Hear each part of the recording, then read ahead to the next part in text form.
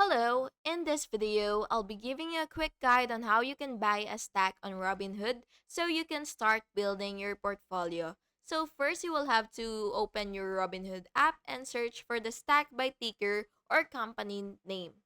Next, you will just have to open the stack page and tap trade and then select buy. And after that, you will just have to enter the number of shares or dollar amount you want to invest and choose your order type, market to buy immediately, or limit to buy at a specific price. Then you will just have to review the estimated cost, confirm any fractional share settings if applicable, and swipe or tap to submit.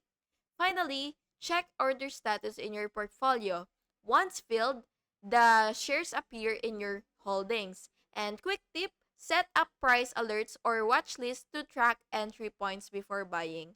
And that's basically it. If you found this video helpful, please make sure to like and subscribe for more videos like this. Thank you so much for watching. Have a good day.